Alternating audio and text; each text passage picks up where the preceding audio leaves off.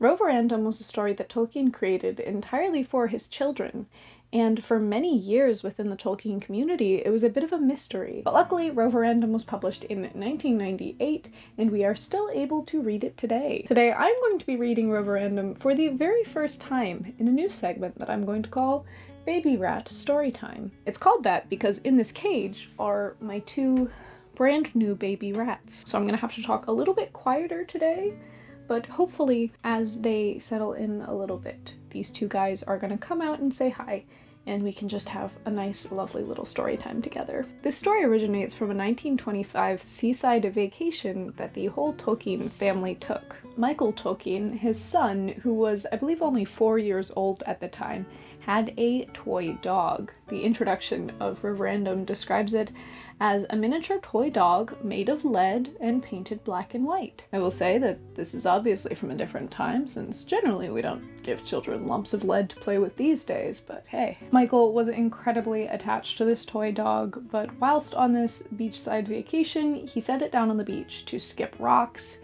and left it there. The Tolkien family went back and combed the beach for it, but the dog was gone, and Michael was obviously distraught because no kid likes to lose their toy. So in order to comfort his son, Tolkien told him a story about a toy dog who goes on adventures. This story will be, of course, first orally told between Tolkien and his son, but it eventually became a written-out version. A written-out version that wasn't published until 1998, which is very late for original Tolkien works. By then, a lot of Tolkien's older works have been published, so this was one of the later ones to be published. And I'm really glad it was, because it's super, super cute, and I'm very excited to read it. There's definitely some other stuff I could say about it, but to be honest, I really just want to get into this story, and hopefully at some point see some baby rats, but we'll see. Once upon a time, there was a little dog, and his name was Rover. He was very small and very young, or he would have known better. And he was very happy playing in the garden in the sunshine with a yellow ball, or else he would never have done what he did. Not every old man with ragged trousers is a bad old man. Some are bone and bottle men and have little dogs of their own, and some are gardeners, and a very few, are wizards, prowling around on a holiday looking for something to do. This one was a wizard, the one that now walked into the story. He came wandering up the garden path in a ragged old coat, with an old pipe in his mouth and an old green hat on his head. If Rover had not been so busy barking at the ball, he might have noticed the blue feather stuck in the back of the green hat, and then he would have suspected the man was a wizard, as any other sensible little dog would, but he never saw the feather at all. When the old man stooped down and picked up the ball, he was thinking of turning it into an orange, or even a bone or a piece of meat for Rover. Rover growled and said, "Put it down," without ever a please. Of course, the wizard, being a wizard, understood perfectly, and he answered back again, "Be quiet, silly," without ever a please. Then he put the ball in his pocket, just to tease the dog, and turned away. I am sorry to say that Rover immediately bit his trousers and tore out quite a piece. Perhaps he also tore out a piece of the wizard. Anyway, the old man suddenly turned round very angry and shouted, "Idiot, go and be a toy."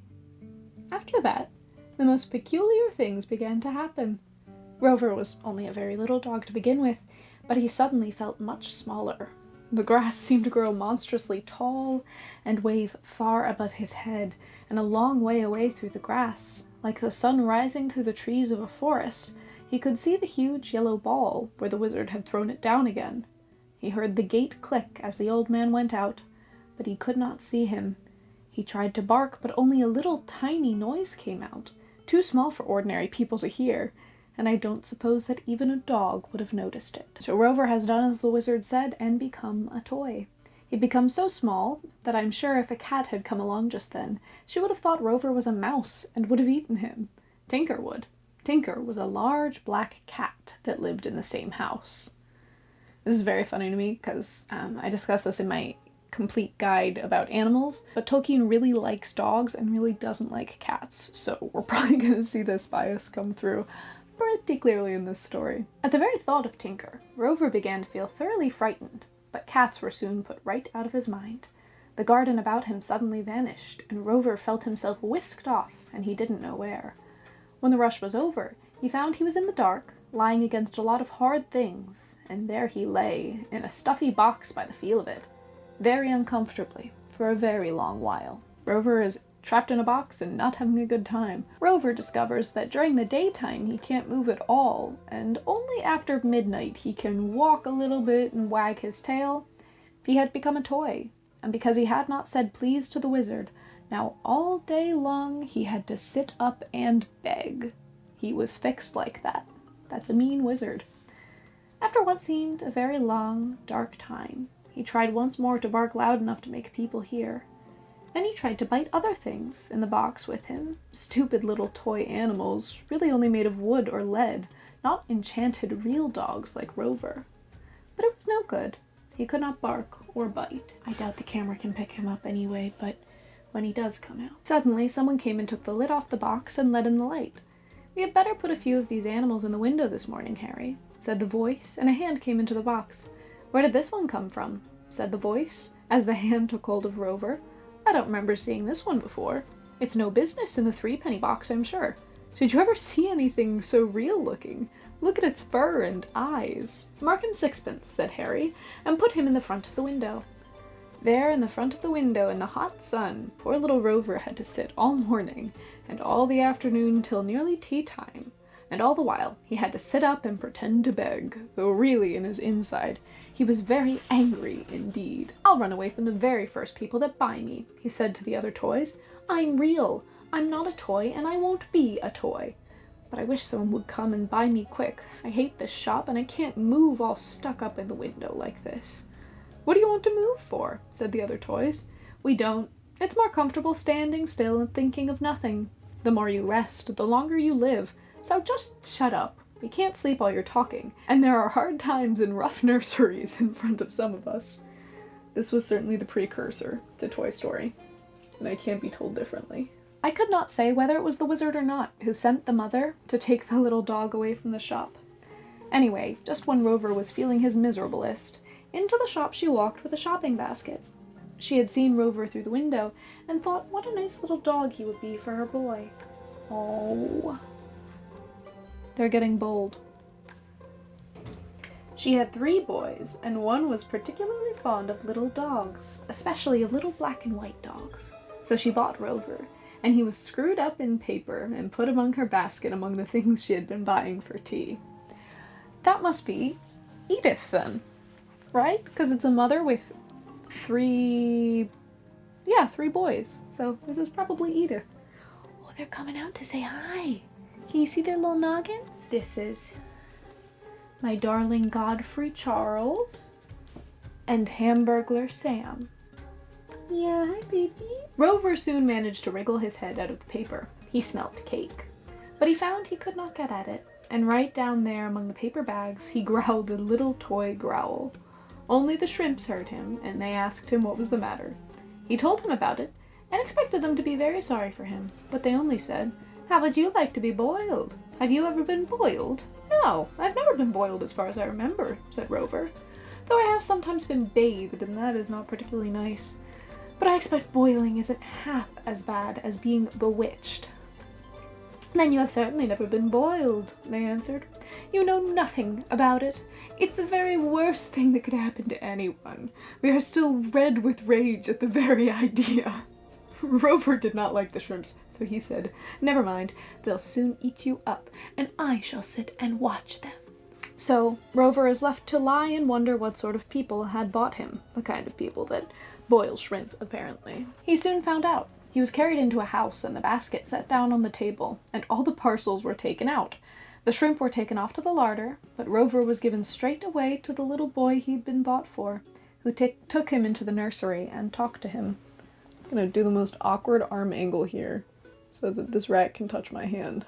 Rover would have liked the little boy if he had not been too angry to listen to what he was saying to him. The little boy barked at him in the best dog language he could manage. He was rather good at it, but Rover never tried to answer. All the time he was thinking he had said he would run away from the first people that bought him, and he was wondering how he could do it. And all the time that he had to sit up and pretend to beg while the little boy patted him and pushed him about over the table and along the floor. At last night came, and the little boy went to bed, and Rover was put on a chair by the bedside, still begging until it was quite dark. The blind was down, but outside the moon rose up out of the sea and laid the silver path across the waters that is the way to places at the edge of the world and beyond, for those that can walk on it. The father and mother and the 3 little boys lived close by the sea, in a white house that looked right out of the waves to nowhere. When the little boys were asleep, Rover stretched his tired, stiff legs and gave a little bark that nobody heard except a wicked old spider up in the corner. Then he jumped from the chair to the bed, and from the bed he tumbled off to the carpet, and then he ran away out of the room and down the stairs and all over the house. Although he was very pleased to be able to move again, and having once been real and properly alive, he could jump and run a good deal better than most toys at night. He found it very difficult and dangerous getting about. He was now so small that going downstairs was almost like jumping off walls, and getting upstairs again was very tiring and awkward indeed. These guys get that. They're still trying to figure out how to climb. And it was all no use. He had found all the doors, shut and locked, of course. There was not a crack or hole by which he could creep out. So poor Rover could not run away that night, and the morning found a very tired little dog sitting up and pretending to beg on the chair, just where he had been left. The 2 older boys used to get up when it was fine and run along the sands before their breakfast. That morning, when they woke up and pulled up the blind, they saw the sun jumping out of the sea, all fiery red with clouds about his head, as if he had had a cold bathe and was drying himself with towels. They were soon up and dressed, and off they went down the cliff and onto the shore for a walk, and Rover went with them. Just as little boy 2, to whom Rover belonged, was leaving the bedroom, he saw Rover sitting on the chest of drawers where he had put him while he was dressing. "He's begging to go out," he said, and put him in his trouser pocket. But Rover was not begging to go out, and certainly not in a trouser pocket. He wanted to rest and get ready for the night again, for he thought that this time he might find a way out and escape, and wander away and away until he came back to his home and his garden, and his yellow ball on the lawn. He had a sort of idea that if once he could get back to the lawn, it might come up all right. The enchantment might break, or he might wake up and find out it had all been a dream. So, as the little boy scrambled down the cliff path and galloped along the sands, he tried to bark and struggle and wriggle in the pocket. They're drinking from the water bottle now, so you're going to be hearing the rattling. Try though he would, he could only move very little. Still, he did what he could, and luck helped him. There was a handkerchief in the pocket, all crumpled and bundled up, so that Rover was not very deep down, and what with his efforts and the galloping of his master, before long he had managed to poke his nose out and have a sniff around. Very surprised he was, too, at what he smelt and what he saw. He had never either seen or smelt the sea before, and the country village where he had been born was miles and miles from the sound or snuff of it. Suddenly, as he was leaning out, a great big bird, all white and gray, went sweeping by just over the heads of the boys, making a noise like a great cat on wings. Rover was so startled that he fell right out of the pocket onto the soft sand, and no one heard him. The great bird flew on and away, never noticing his tiny barks, and the little boys walked on and on along the sands, and never thought about him at all. "Hi, baby. Hi, Godfrey. Don't push that rock towards me. Oh, I'm sorry, baby. I shouldn't have talked directly to you." Okay, they both ran. That's what I get. I'm terrifying. At first, Rover was very pleased with himself. I've run away, he barked. Toy barking that only other toys could have heard. And there were none to listen. Then he rolled over and lay in the clean, dry sand that was still cool from lying out all night under the stars. But when the little boys went by on their way home and never noticed him, and he was left all alone on the empty shore, he was not quite so pleased. The shore was deserted, except by gulls.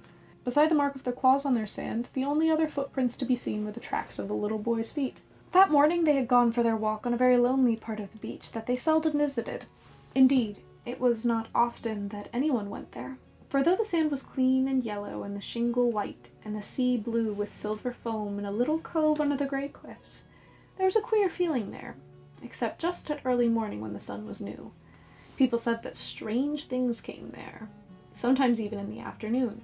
By the evening the place was full of mermen and mermaids, not to speak of the smaller sea goblins that rode their small sea horses with bridles of green weed right up to the cliffs, and left them lying in the foam at the edge of the water.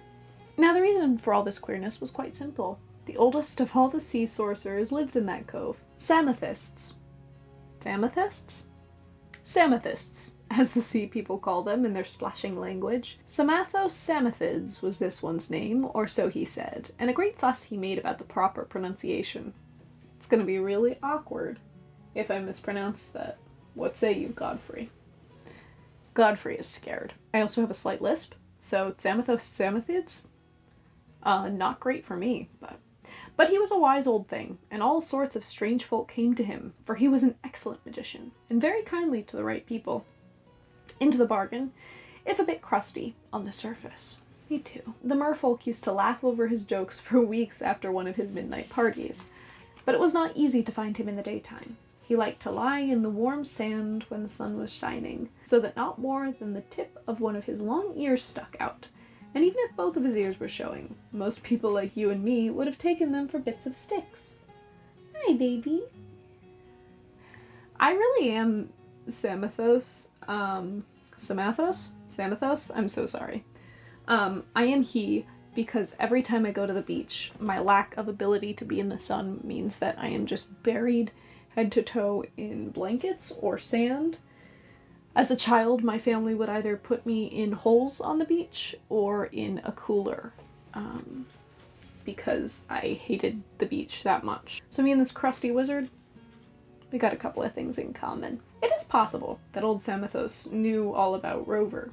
He certainly knew the old wizard who had enchanted him, for magicians and wizards are very few and far between, and they know one another very well and keep an eye on one another's doings, too, not always being the best of friends in private life. Like his wizards and his real legendarium. At any rate, there was Rover, lying in the soft sand and beginning to feel very lonely and rather queer. And there was Samothos, though Rover did not see him, peeping at him at a pile of sand that the mermaids had made for him the night before. Mermaids never made me a pile of sand, but that's fine. But the sand sorcerer said nothing, and Rover said nothing, and breakfast time went by and the sun got high and hot. Rover looked at the sea, which sounded cool, but then he got a horrible fright. At first he thought that the sand must have gotten his eyes, but soon he saw there could be no mistake. The sea was moving nearer and swallowing up more and more sand, and the waves were getting bigger and more foamy all the time. The tide was coming in, and Rover was lying just below the high water mark, but he did not know anything about that.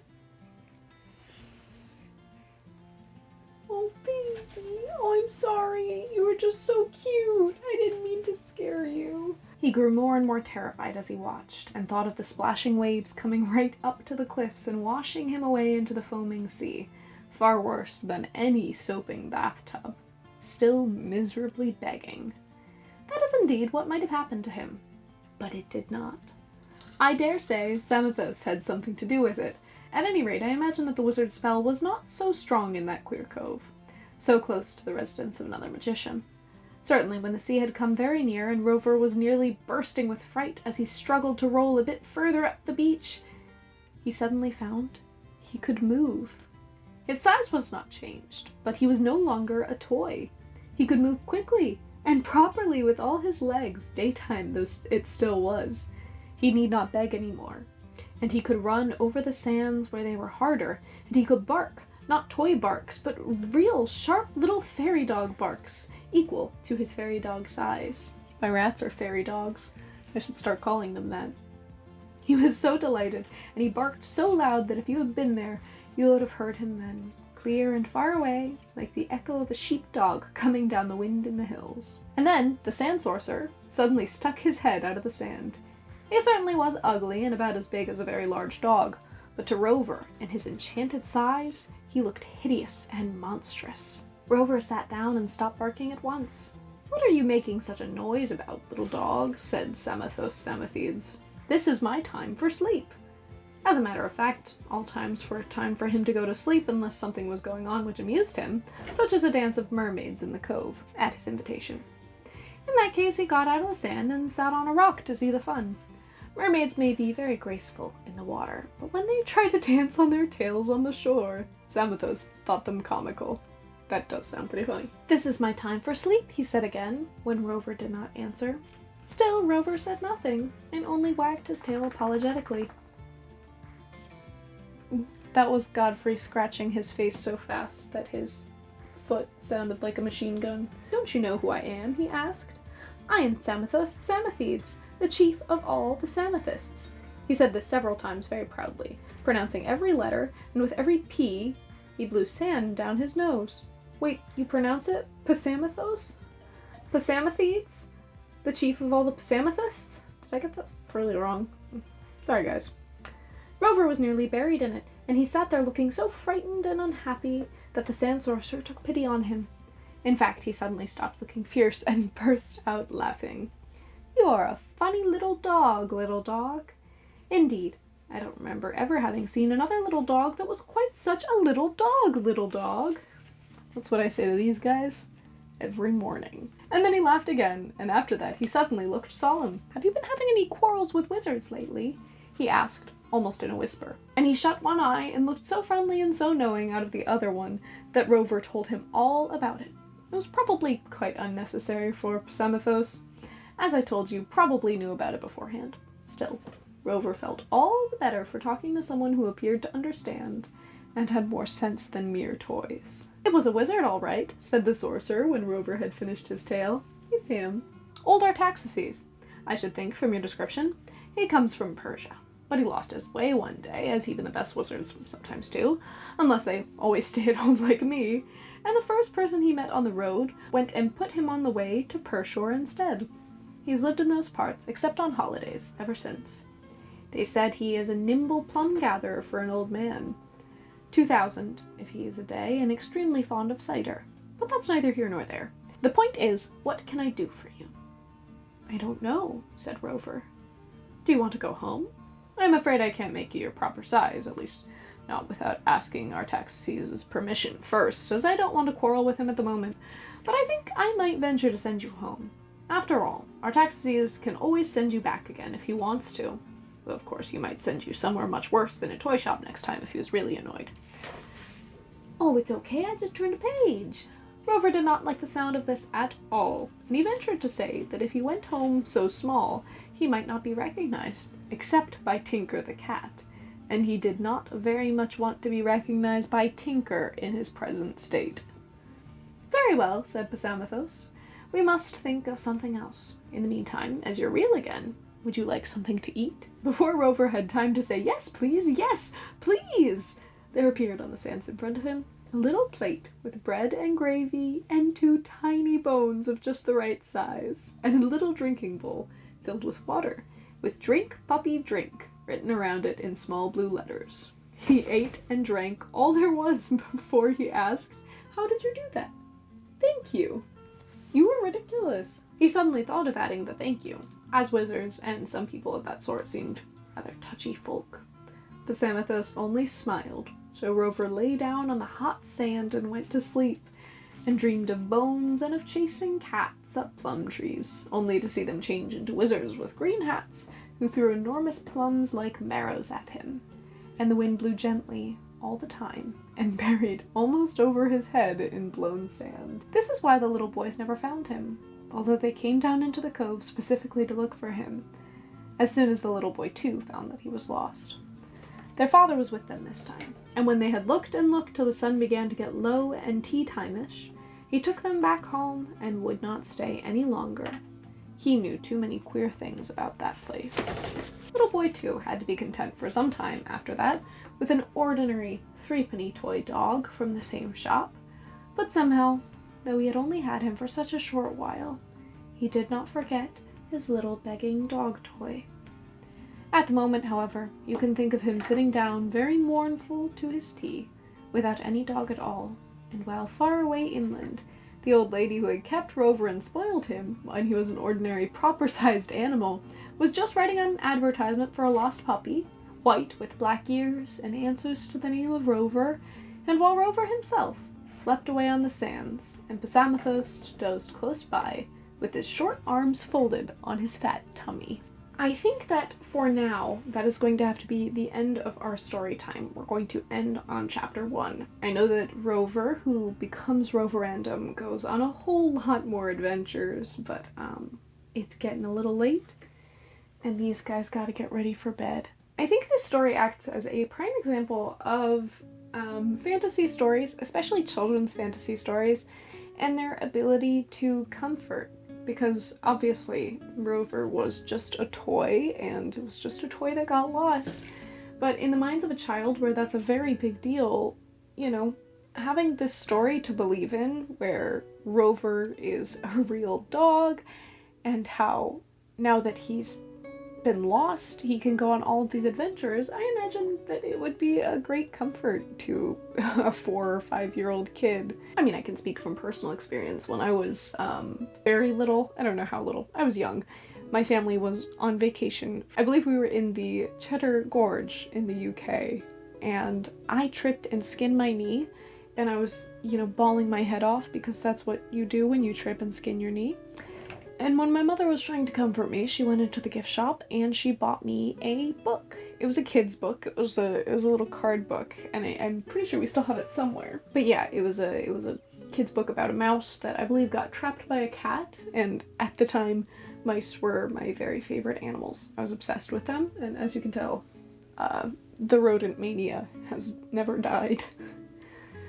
But yeah, I just remember I read that book about the mouse that managed to survive being kidnapped by a cat, and it made me feel better about my skin knee. And obviously this comparison probably isn't as direct as, you know, Roverandom and Michael losing his toy dog, but all the same. The capacity for stories, especially fantasy stories, to comfort via their capacity for escapism and rewriting stories that may not have been as pleasing when they first happened. It is really a truly beautiful thing, and eventually I will probably end up reading the rest of Roverandom, possibly on maybe a live stream or something, I'm not totally sure, or I'll just do a part 2 or 3 to this video, because I probably only got through the first, like, quarter of the book, but I would like to read the rest eventually. Thank you for bearing with me on a kind of more loosely put together video this week. I had a lot of things fall through, but I'm really excited for next week's video. It's a big scripted one, shot on location, and I had weird interactions with nature, which you guys seem to love, so be ready for that next week. Please comment below to let me know your favorite childhood toy. I feel like everybody had like a childhood toy or something that got lost and caused a lot of problems. I know for me it was, I believe my sister's blanket got left behind at a hotel, and that was a very bad deal. But yeah, tell me about your childhood lost toy story, because I'm sure that a lot of you have one. And subscribe if you want to see more videos from me, and like this video if you enjoyed it, because it really helps me on the algorithm. Myself and my children, Godfrey and Hamburglar Sam, are eternally grateful to all of you for watching this video, and I hope that you all have a very happy, hobbity day.